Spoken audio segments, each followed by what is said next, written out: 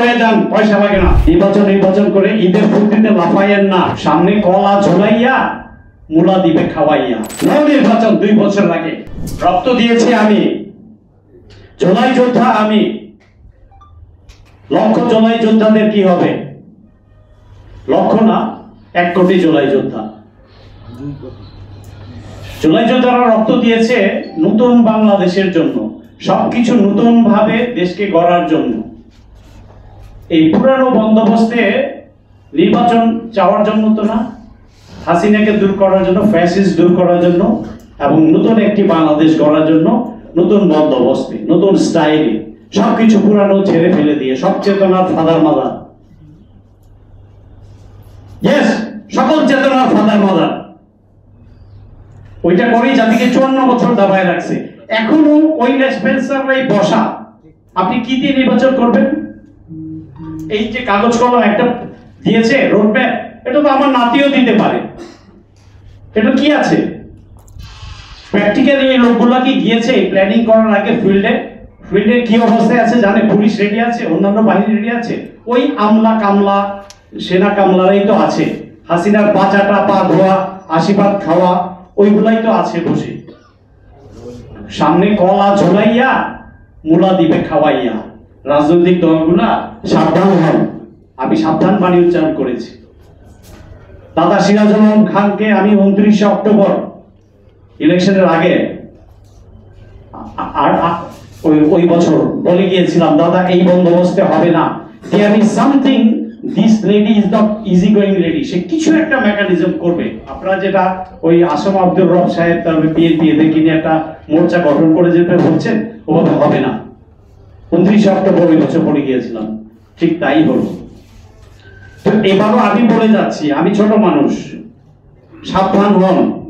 নির্বাচন করে ঈদের ফুর্তিতে লাফাইয়েন না, আবার সেই মূলা ধরায় দিবে, তখন কাঁদবেন। সকল রাজনৈতিক দলের জন্য বলছি আমি, কাঁদবেন, লিটারালি কাঁদবেন। সাবধান হন। গুল্লি মারেন নির্বাচনের। নির্বাচন 2 বছর লাগে। এই 2 বছরে সকল সংস্কার হবে। হাসিনার বাঁচাটা কুকুর বিড়াল গুলা সকল জায়গা থেকে গোল্ডেন হ্যান্ডশেক হোক বা আইনের 12 শিকের মধ্যে ঢুকায় হোক, বিদায় করেন। আগে বিদায় করেন, এগুলো সব ময়লা পরিষ্কার করেন, নতুনরা উঠে আসুক, তারপরে চিন্তা করেন নির্বাচনের। তারপরে রোডম্যাপ বানান, ছুড়ে ফেলে দেন এই রোডম্যাপ। এই রোডম্যাপ আমি চাই না। সাধারণ মানুষ, সাধারণ ভোটাররা তো বলে নাই ভোট দেন, তারা কি বলেছে? এই আপনারা রক্ত শুকাইতে না শুকাইতেই পলিটিক্যাল পার্টিগুলা বাহ মেলা বসায় বসেন, কে কোনটা নেবেন? পিআরসিআর, ডিআর, আর রাখেন আপনার পিআরসিআর। এগুলো পরে করেন, আপনাকে কবরে পাঠায় দিবে। আমি সাবধান করছি, কবরে পাঠায় দিবে, কারণ তার মেকানিজম পুরো বসা। এত সস্তা ভাইবেন না। There will be many things coming up in the subcontinent. Look at Nepal. Nepal is a starting point. এইটুকু শুধু বলছি, আর কিছু বলতে চাই না। অতএব সাবধান। আগে এই বাচ্চাদের যদি ভালো চান, জুলাই যোদ্ধাদের যদি ভালো চান, জুলাইয়ের রক্তের সাথে যদি বেইমানি না করেন, তাহলে আগে জুলাই সনদ করেন। আর জুলাই ঘোষণাপত্র ওটা ফেলে দেন, ওটা আবার লিখতে হবে। ওটা আমি প্রথম দিনই প্রত্যাখ্যান করেছি, আবার করতে হবে। আইনি বৈধতা দিতে হবে। সংবিধান পুস্তিকে নাই, ব্রিটেনে তো সংবিধান নাই, চলছে না দেশ। কিভাবে আইনি তরিকা মতো এটা বৈধভাবে করা যাবে, দেশকে সামনে এগিয়ে নিয়ে যাবে, সেইভাবে চিন্তা করেন। ডক্টর ইউনূসের প্রতি অনুরোধ করব, আবার বসেন। নির্বাচনের আগে এই আপনার উপদেষ্টা পরিষদের 90% ফেলে দিবেন 2 মাস আগে, 2 বছর যখন পার হবে। Not now. আপনি সেই মালপানি নিয়ে বসে আছেন। ব্রিগেডিয়ার সাখাওয়াত সাহেব আমারই অগ্রজ, উনি নিজে টিভিতে বলেছে সিরাজগঞ্জে একটা জায়গায় ব্যালট পেপার পাওয়া গিয়েছিল ইলেকশনের পর। উনি একটা টেলিভিশন টক শোতে বলেছিল, কে পাইছে ভুল তাকে অ্যারেস্ট করা দরকার, তাকে জেলে ভরা দরকার। বাহ, ব্যালট পেপার বাইরে পাওয়া গেছে, সেটা তুলে ধরছে বলে উনি তাকে জেলে ভরতে চাইছেন। লুক এট হিম। এবং উনি কেন করেছেন ওই সময় বিএনপি ভোট চুরি জানেন? উনি যখন চাকরি হারায় তখন বিএনপি পাওয়ারে ছিল, সেই রাগে দুঃখে উনাকে করেছে। মইনুল আহমেদ যেদিন তাকে নির্বাচন কমিশনার হিসেবে নিয়োগ দিবে, সেই দিন আমি সেনা হেডকোয়ার্টার বসা, বিকালবেলা দুপুরবেলা 2:15 উনি গেছেন দেখা করতে, মহিনুদ্দিনের সাথে দেখা করে এসে আমি যখন বাসায় এসে বিকালে টিভি দেখছি, হঠাৎ দেখি স্ক্রলে আসছে উনি নির্বাচন কমিশনার।